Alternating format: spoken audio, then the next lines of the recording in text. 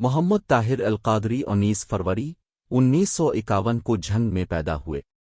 اب تحریک منہاج القرآن کے بانی رہنما ہیں، جو 1980 سے قرآن و سنت کے افکار کے ذریعے فروغ علم و شعور، اصلاح احوال امت اور ترویج و اقامت دین کے لیے مصروفی عمل ہے۔ اب منہاج ویلفیئر فاؤنڈیشن، مصطفی اسٹوڈنٹس موومنٹ، عوامی تعلیمی منصوبہ اور منہاج یونیورسٹی کے بانی ہیں اور پاکستان عوامی تحریک نامی سیاسی جماعت کے بھی بانی چیئرمین ہیں۔ ڈاکٹر محمد طاہر القادری جھنگ کے ایک معروف عالم دین ڈاکٹر فرید الدین قادری کے بیٹے ہیں۔ ان کے آباء و اجداد سیال خاندان سے تھے، جو تحصیل و ضلع جھنگ کے چنیوٹ روڈ پر واقع گاؤں کھیوا کے نواب تھے۔ ڈاکٹر محمد طاہر القادری اوائل عمر ہی سے انقلابی رجحانات کے حامل تھے۔ ان کے والد چاہتے تھے کہ ان کا یہ ہونہار بیٹا نہ صرف روایتی مذہبی علوم میں ماہر ہو بلکہ جدید علوم و فنون میں بھی طاق ہو، لہذا انہوں نے بیٹے طاہر کے لیے بیک وقت دینی و دنیاوی دونوں طرح کی تعلیم کا اہتمام کیا۔ ڈاکٹر محمد طاہر القادری امت مسلمہ اور بالخصوص پاکستان کے حالات پر شدید دکھی رہتے تھے۔ امت مسلمہ کی زبوں حالی ان کو ہردم پریشان کیے رکھتی تھی۔ ڈاکٹر طاہر القادری نے اپنی جدوجہد کا آغاز 1976 میں جھنگ کی سطح پر نوجوانوں کی تنظیم محاذ حریت قائم کر کے کیا، جسے بعد ازاں 1980 میں لاہور سے تحریک منہاج القرآن کے نئے نام کے ساتھ بدل دیا گیا۔ اس دوران میں ڈاکٹر صاحب نے تصنیف و تالیف اور درس قرآن کا سلسلہ جاری رکھا، جس کے ذریعے ان کے افکار پورے ملک اور پھر رفتہ رفتہ دوسرے ممالک میں بھی عام ہوتے گئے۔ اسی دوران میں وہ پنجاب یونیورسٹی لاہور میں اسلامک لا پر لیکچر دیتے رہے، پھر وہ فیڈرل منسٹری آف ایجوکیشن کے ارکان بنے۔ بعد ازاں فیڈرل شریعت کورٹ میں جورسٹ کنسلٹنٹ مقرر ہوئے۔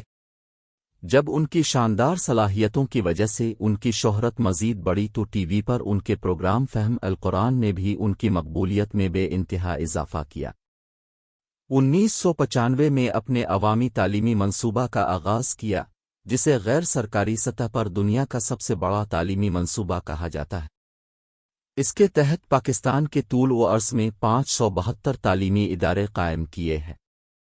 2005 لاہور میں قائم کردہ Minhaj University Higher Education Commission of Pakistan کی طرف سے چارٹر کر دی گئی، جسے 2009 میں ہائر ایجوکیشن میں ترقی دی گئی۔ 25 مئی 1989 کو اپنے پاکستان عوامی تحریک کے نام سے ایک سیاسی جماعت بنائی، جس کا بنیادی ایجنڈا پاکستان میں انسانی حقوق و عدل و انصاف کی فراہمی، خواتین کے حقوق کا تحفظ، تعلیم اور صحت کی بنیادی سہولیات کی فراہمی، ملکی سیاست سے کرپشن اور دولت کے اثرات کا خاتمہ تھا۔ 1990 میں پاکستان عوامی تحریک نے پہلی بار عام انتخابات میں حصہ لیا۔ 1991 میں ملک میں جاری فرقہ واریت اور شیعہ سنی فسادات کے خاتمے کے لیے پاکستان عوامی تحریک اور تحریک نفاذ فقہ جعفریہ کے مابین اعلامیہ وحدت جاری کیا گیا۔ 1989 تا 1993 انہوں نے اسمبلی سے باہر اپوزیشن کا کردار ادا کیا اور ملکی تعلیمی، سیاسی اور معاشی صورتحال پر حکومت وقت کو تجاویز ارسال کی۔ 1992 میں اپنے قومی اور بین الاقوامی ٹرانزیکشنز کا احاطہ کرنے والا بلاسود بینکاری نظام پیش کیا، جسے صنعتی و بینکاری حلقوں میں سراہا گیا۔ 1998 میں وہ سیاسی اتحاد پاکستان عوامی اتحاد کے صدر بنے، جس میں پاکستان پیپلز پارٹی سمیت ٹوٹل 19 جماعتیں شامل تھیں۔ 2003 محترمہ بے نظیر بھٹو نے ان کے ادارہ کی تاحیات رفاقت اختیار کی۔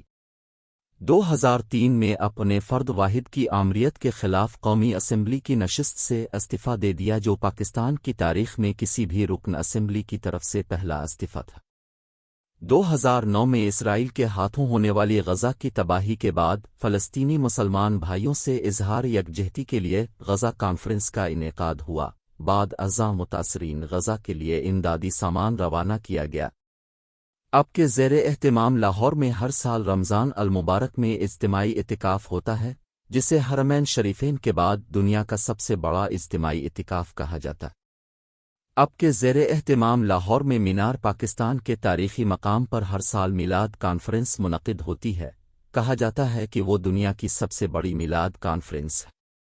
اب کی قائم کردہ تحریک منہاج القرآن کی دنیا بھر میں شاخیں ہیں جو تارکین وطن کی نئی نسل کو اسلام پر کاربند رکھنے میں اپنا کردار ادا کر رہی ہے۔ ڈاکٹر محمد طاہر القادری دینی موضوعات پر اردو، انگریزی اور عربی میں خطابات کر چکے ہیں۔ بہت سے اسلامی موضوعات پر ان کی اردو، انگریزی اور عربی زبانوں میں سینکڑوں کتب شائع ہو چکی ہیں۔